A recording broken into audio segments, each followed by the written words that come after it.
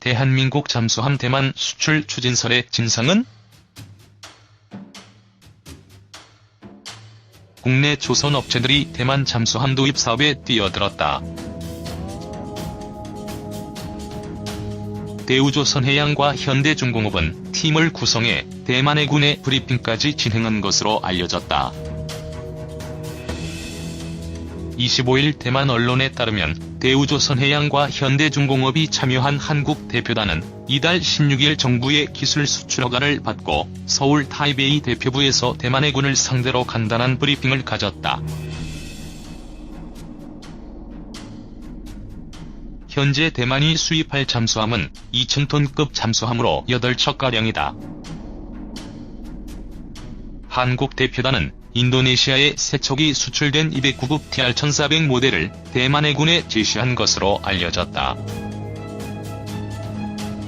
현재 IDS 사업에는 현재 6개 국가 대표단이 참가하고 있으며 인도와 일본이 적극적으로 참가하고 있다. 한국은 7번째로 참가하는 국가다. IDS 사업이 정상적으로 진행된다면 대만 국제조선소에서 내년부터 건조하고 2024년 진수한다는 계획이다.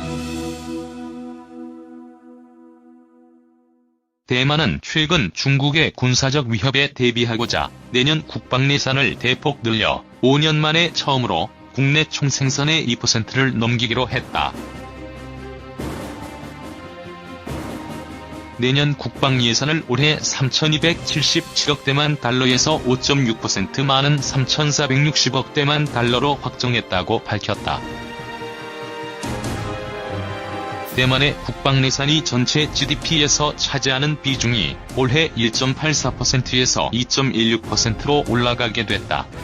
5년 만에 처음으로 GDP의 2%를 넘어선 것이다. 대만은 이번 국방 예산 증액에 따라 현재 협의 중인 미국 등 첨단 무기, 장비 도입을 위한 자금을 확보할 수 있게 됐다. 하지만 대만의 국방 예산은 대만의 협을 맞대고 있는 중국의 16분의 1에 불과하다. 중국은 올해 군사 예산을 작년보다 8.1% 늘린 1조 1,100억 위안으로 책정했다. 이에 대해 미국 국무부 측은 대만 지원을 규정한 대만관계법에 따라 대만에 필요한 만큼의 방위무기를 제공해 자력으로 방어 능력을 유지할 수 있도록 지원할 것이라고 말했다. 한편 대만 심기부는 최근 밝힌 정부 결산 심의 보고에서 2008년부터 2015년까지 8년간 대만이 미국에 군사무기 구매를 위해 총 75억 달러를 지급, 미국산 무기 구매국 순위에서 10위에 올라 있다고 밝혔다.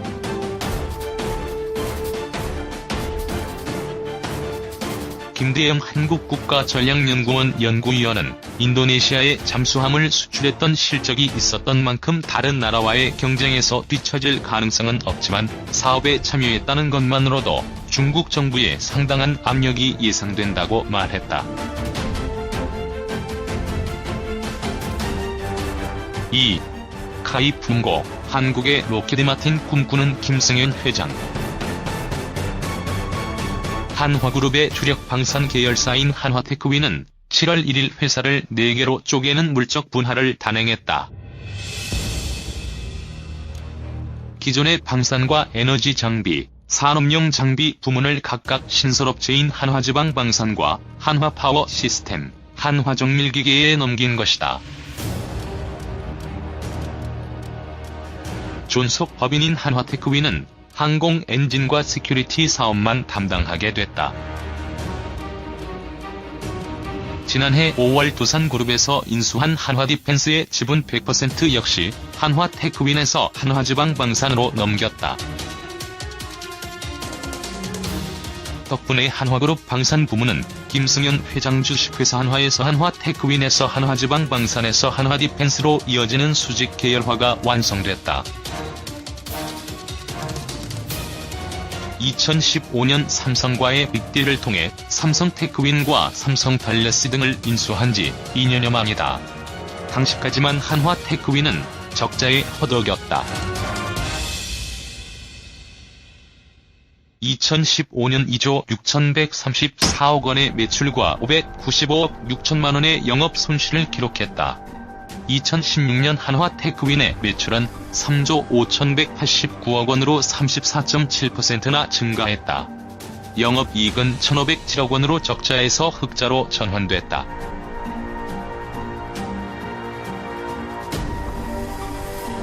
삼성과 빅딜 통해 방산 부문 수직 계열화 완성. 향후 전망도 나쁘지 않다.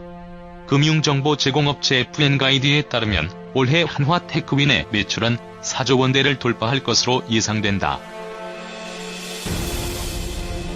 재계에서는 김승현 회장이 삼성과의 빅딜을 통해 한화테크윈 등을 인수한 게 신의 한 수였다는 평가가 지배적이다. 한화그룹 사정에 밝은 한 관계자는 그룹의 모태 사업인 방산 부문을 미국의 방산업체 록히드마틴처럼 키우는 게 김 회장의 목표라며 삼성에서 비주력이던 방산 계열사를 인수해 선택과 집중을 한 것이 주요했다고 말했다.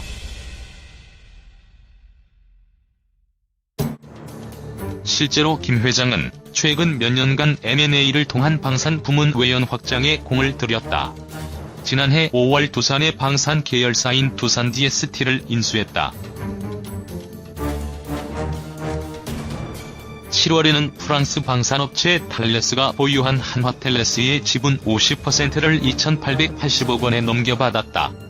이후 사명을 한화텔레스에서 한화시스템으로 바꾸며 독자 경영에 나섰다.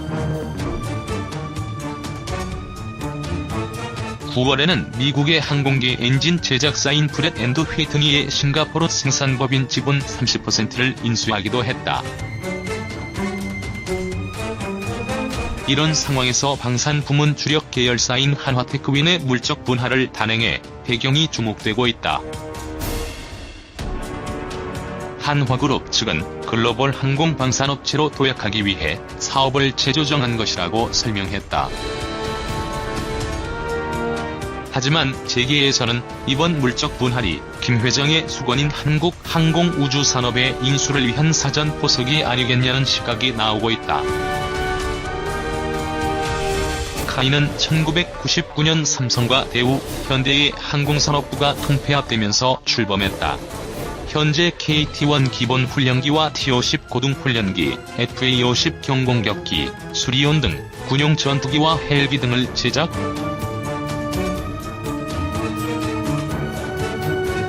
판매하고 있다. 한화테크윈이 전투기 엔진 등 핵심 부품을 생산하기 때문에 카이 인수에 성공하면 전투기 사업을 수직 계열화할 수 있을 것으로 방산업계는 보고 있다. 무엇보다 한화는 삼성 및 두산과의 빅딜 이후 포트폴리오가 다양해졌다. 탄약과 정밀유도 무기 중심의 기존 사업에서 자주포, 항공 엔진, 레이더 등을 추가했다. 김 회장은 2025년까지 방산업계 글로벌 톱10에 진입하겠다는 청사진을 발표하기도 했다. 현재 주식회사 한화의 방산 부문과 한화테크윈, 한화탈레스, 한화디펜스 등 4사의 방산 부문 매출은 5조 원 안팎이다. 글로벌 순위는 20위권 수준이다. 카이는 지난해 3조 1,007억 원의 매출을 기록했다. 김 회장이 카이를 품게 되면 방산 계열의 매출 규모가 크게 늘어나 글로벌 10위권 진입이 가능해진다는 평가다.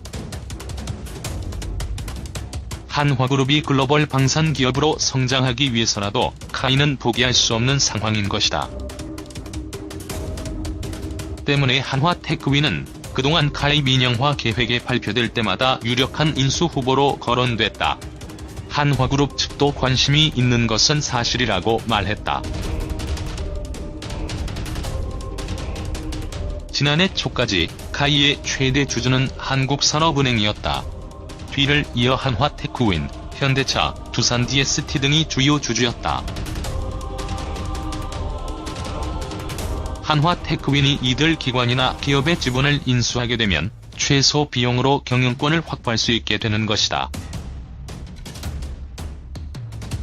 카이 최대 주주인 산업은행과 정부도 여러 차례 민영화 계획을 발표한 터여서 한화그룹이 언론의 주목을 받았다. 재계의 한 관계자는 한때 카이 인수 후보자로 거론돼온 대한항공이나 한진중공업의 경영 상황이 악화되면서 카이 인수 전에 참여할 수 없게 된 점도 호재로 작용했다며 인수 참여는 기정사실화된 상황에서 시점이 언제냐가 관건이라고 말했다.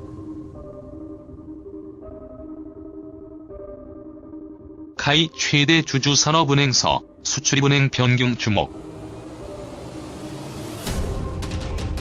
지난해 1월 변수가 발생했다.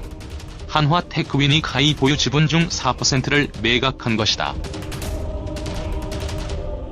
여기에 현대차와 두산 등 기존 대주주들도 차례로 보유 지분을 매각하면서 카이 매각이 물 건너가는 것 아니냐는 얘기가 나왔다. 올해 6월에는 카이의 최대 주주가 산업은행에서 수출입은행으로 바뀌기도 했다. 대우조선해양 지원안을 발표하면서 건전성이 악화된 수출입은행에 산업은행이 카이 주식 1,700만 주를 현물 출자한 것이다. 매각 주체가 바뀐 만큼 민영화까지는 다시 많은 시간이 소요될 것으로 재계에서는 보고 있다.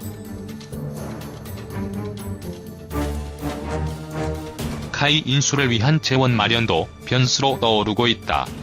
7월 6일 기준으로 카이의 시가총액은 5조 6,146억 원을 기록했다. 그나마 2015년 8월 주가가 10만원대에서 최근 5만원대로 떨어져 시가총액도 하락했다. 최대 주주인 한국수출입은행의 지분만 인수하는데도 김 회장은 2조 원 가까운 돈을 쏟아 부어야 한다. 하지만 삼성 및 두산과의 빅딜 등을 통해 이미 방산업체 여러 곳을 인수하거나 지분을 출자한 만큼 자금 여력이 있을지가 주목되고 있다. 이런 문제들을 극복하고 김 회장이 카이를 품에 넣을 수 있을지 재계의 이목이 집중되고 있다.